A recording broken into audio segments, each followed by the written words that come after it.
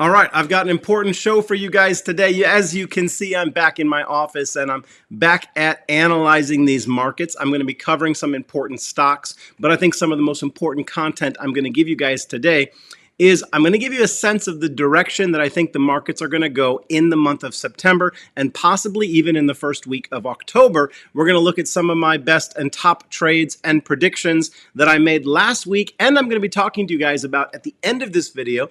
I'm going to be giving you an ominous warning for a popular stock that I think is showing me signs that it's going to crash and fall significantly further than anyone was expecting. So watch until the very end.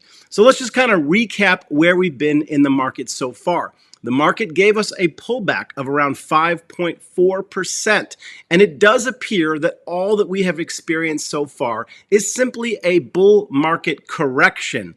But we ultimately came back on the SPX, which measures the S&P 500, that group of stocks. We pulled back to 4,400, and I think that over the next 30 days, we're going to pull back some more. I think that we came up to the top of the range for some of our popular stocks. We begun to get some selling pressure. Now, there's a little bit more room possibly in all of them Monday morning. I think that we might get a final tick up, and then we're going to see some selling pressure pushing them back down. I think that we're not out of the woods. We're not out of the correction. We're not out of sort of the cyclical movement of stocks that occurs in the third and fourth quarter of the year. We're going to contend with that, and I think we're going to see more selling pressure this coming week. So that's one of the main points I'm going to tell you guys is I'm not bullish going into this week. I think the Monday we're going to start off perhaps with a little pop. There's no guarantee of that, but then after that pop, I think that the tail end of the week is going to get rough. I think we're going to see some stronger selling pressure back to the downside. But I'm going to show you guys 3 charts that tell you a lot about where Wall Street, the analysts, and the hedge funds think this market's going that are quite different than a sell-off. They are actually quite optimistic. I've got 3 charts I'm going to show you guys, which are fascinating right now, and we're going to get into some of my top plays. This is the Stocks with Josh show. All last week I was traveling. Last 10 days I've been traveling. I managed to squeeze in a couple of videos for you guys. And on Friday, one of the last days that I was actually in the Disney theme parks, a prediction that I made on this page months and months ago, which was a hard prediction to make, was that Disney would come all the way back to $80. And it hit the $80 range Friday when I was in the park on one of my last days of my Disney vacation, which I thought was quite ironic. And we're going to get a little bit more into Disney here in just a few minutes. Guys, thank you for hitting that like. Hit the subscribe and the YouTube all notification bell to get the content, the charting, the analysis, the predictions that I'm making each and every day for stocks and crypto on this page. Guys, I'm going to be doing a meet and greet with Larry Jones, Stock Up with Larry Jones, this coming Tuesday in Los Angeles. Now, this is going to be rare. Larry's got a couple meet and greets scheduled for this year, but they conflict with my schedule, and so I'm only going to join him for this one event. So at the moment, you can only plan on meeting me personally in LA on Tuesday between 5 and 8. I'm going to put the address in the description of this video as well as in the top pinned comment. I would love for as many of you guys that would like to come out and meet me, talk about stocks and cryptos, trading and investment, and just connect. I'd love for you guys to come out and meet Larry and I this coming Tuesday, September 5th, in LA between 5 and 8 p.m. All right, I want to show you guys a chart that I've showed you before in the past. Matter of fact, I showed it to you at the beginning of August when we went into the downtrend and the correction that we were experiencing. I said, guys, here's what I'm going to be looking at, not just today, but over the next 90 days, 30, 60, 90 days to get a sense of where these markets are going to go into the end of this year and into 2024. And what I showed you was this wedge pattern that I believe that ultimately the market's going to pull back to. Now, this would give us between an 8 to 10% correction, which would still be, as long as it's under 10%, it's still in what's simply called a correction mode. And I predicted we would come back and hit the top of this wedge. Now, I'm going to refine that today because we came down to 4,400, but then we whipsawed back up to some resistance levels on our favorite big tech stocks. And now I believe that we're getting ready to turn around and move down again. And I think ultimately, before this correction is over, we're going to see that 4,300 mark. And I want to point out something both with Tesla and with Apple, which these two stocks tell me a lot about the market. One, the overall sentiment I find in Apple, and Tesla just tends to be one of the fastest moving stocks. And so it reacts to the market faster than all the other big tech stocks. Tesla and Nvidia have been in that category. Well, Tesla, it came up to that 260 range and then it sold off. It came all the way down to 245. And I think that it's signaling that we're going to see that correction in the rest of big tech. But big tech might find it might take another day or two for them to pop up to where they're going to pop up to, but then they're probably going to follow Tesla. And ultimately, it's going to lead to the overall S&P 500 hitting that 4,300 mark. And I think it could happen through this upcoming month and as late as the first week in October. So what I'm going to be expecting between now and then is volatility. And that brings us to the VIX. I've talked with you guys about this before. When we get into this heavy selling pressure time frame, we've got to keep our eye on the VIX. Now, the VIX had popped up pretty high, and the last time I talked with you guys about this, I said that the selling would be over when the VIX doubled. So the recent low, when it doubled its recent low is around $13, and I said to you guys that all the selling would be over when the VIX spiked up to $26. And when we look at the VIX, we see that it recently spiked up to around 19, between 18 and 19, and now since we've pulled all the way back to $13 again, and that shows us that the market was rising. That's why the VIX pulled back to 13. But I think that the VIX being down at 13 is a signal that we're getting ready to turn around and begin to sell off again. And I think we're going to see that spike back up above 19. But in a pattern of distribution, which is what the pattern I believe that we're currently in, I talked with you guys about that, showing you the Apple chart last Friday. I said, I think this looks like distribution. You're going to see faster moves. Now, it took the entire month of August for Apple to come down around 13%. It took the entire month of August for Tesla to come down 30%. But you're going to find that it's going to reach higher percentages in a shorter amount of time. That's the pattern of distribution. So I'm expecting the next 30 days, the next 40 days, including the first week in October, I'm expecting it to be super volatile. Lots of whiplash moves in our favorite stocks in the market. And all of that will culminate with the VIX hitting that 26 level. And then I'm going to see that as a buying opportunity and a go long opportunity. And I'm betting that it's going to coincide with the S&P 500 hitting that 4,300 mark. And I'm going to believe that we're still in just a correction and not a movement into decline, as long as we don't break the wedge that I've shown you guys and I've drawn for you. If we simply bounce off of it, we need to bounce off with what?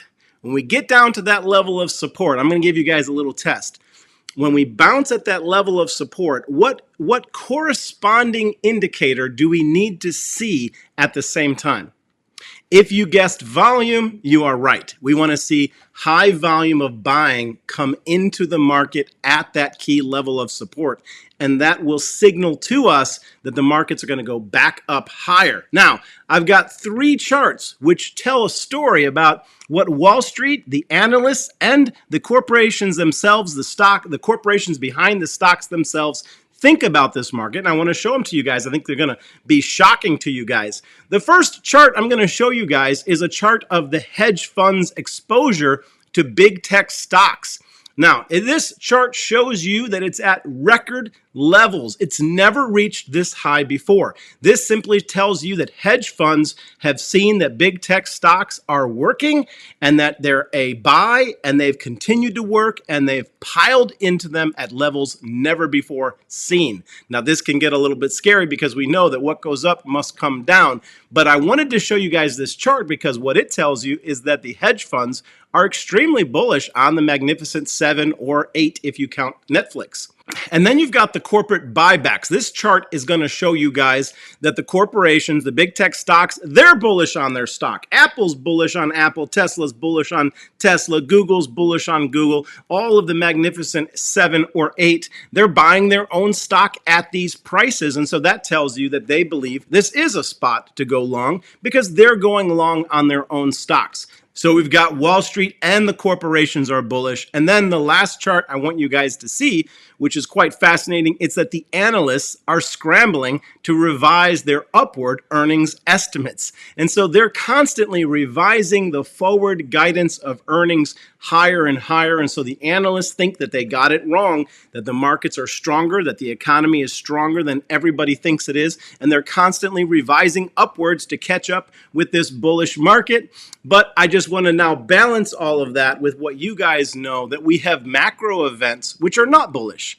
I have the strong opinion, and I've been expressing it regularly, that I think that this Fed knows that inflation is going to stick. It's not going to be going down to the 2% that he's tasked and commissioned to bring it down to. You guys got to remember, every single day that it's above 2%, it's permanently damaging your wealth, permanently taking money out of your pocket. He has to get inflation down, and the only real tool that he has to getting inflation down is raising the interest rates and putting the brakes on the economy. Personally, I think he has to do it. We're not at 2%. And every day that he isn't at 2%, it's eroding my personal wealth. It's eroding your personal wealth. And he needs to get this inflation under control. And all of these charts I just showed you are showing that the hedge funds, the corporations, and the analysts think that we're moving forward at a high speed. They're trying to catch up with the bullishness, which means that he's going to apply those brakes by raising those rates higher. I think that September is largely going to go off as expected. I think the real trouble is going to come the next cycle, the next time that he has to raise rates.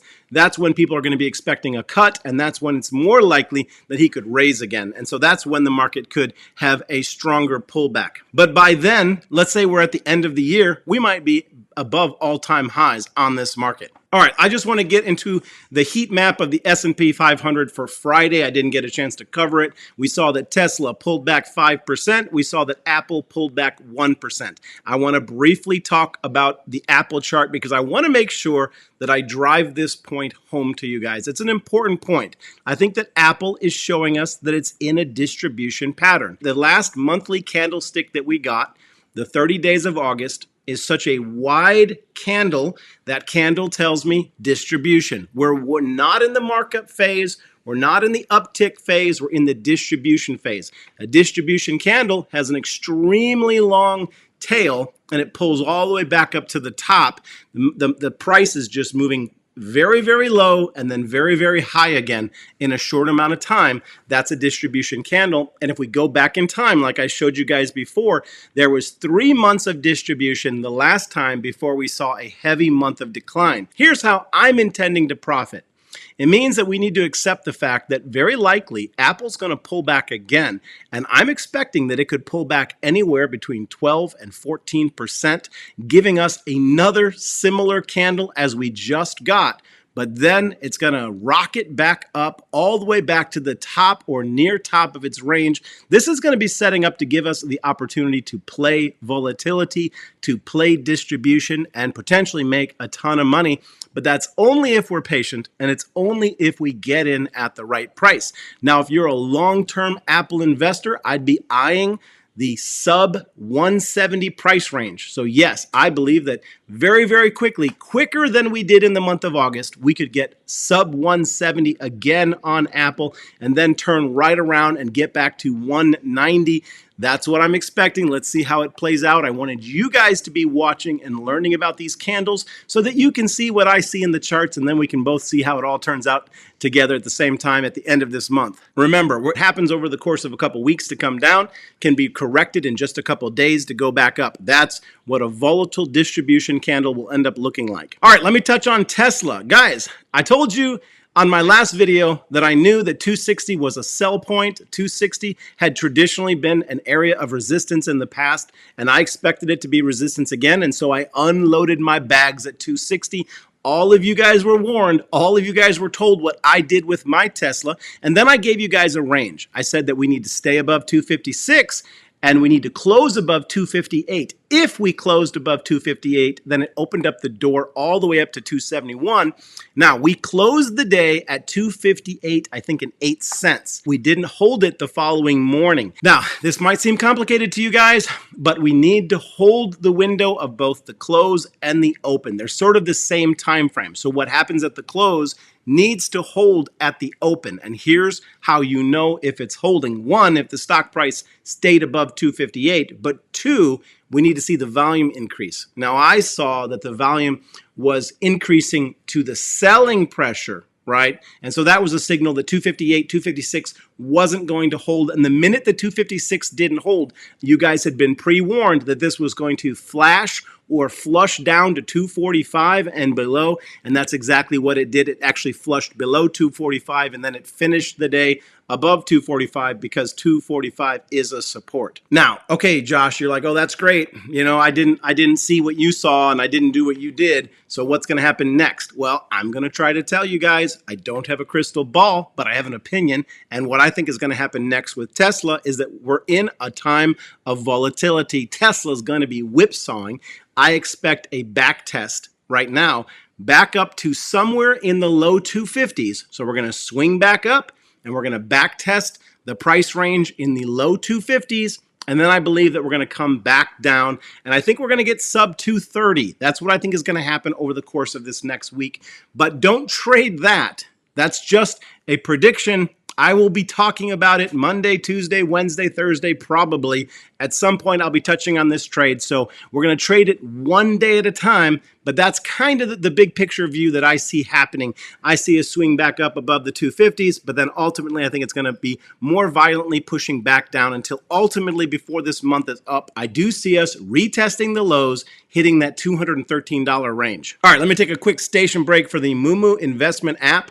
This is a zero commission, zero cost to trade trading platform where they're going to give you, when you open up and fund a new account, they're going to give you up to 16 free stock and a $50 cash bonus. This is only available in the US, Australia, and for pre-registration in Canada. You can't fund your account in Canada yet or begin to trade, but you can get familiar with the tools. You can begin to look at it. It's worth using. I use Moomoo each and every day. I love their news. I think it's the best news, stock screener, earnings calendar, 8 conditional order types. They have the best tools for the retail trading market. Click on the link in the top pinned comment to get all of the details for your country. Find out exactly what their limited and exclusive time offer is. Look at it with your own eyes. Get your free stock, get your cash. Find me in the chat group and we'll continue the conversation over there. I also want to talk to you guys about the Patreon that I recently opened with the Stock Squad. That is the core 4. We're talking Stock Up with Larry Jones, Stock Mo, and Keenan Grace. You've got momentum and technical traders and great long-term investors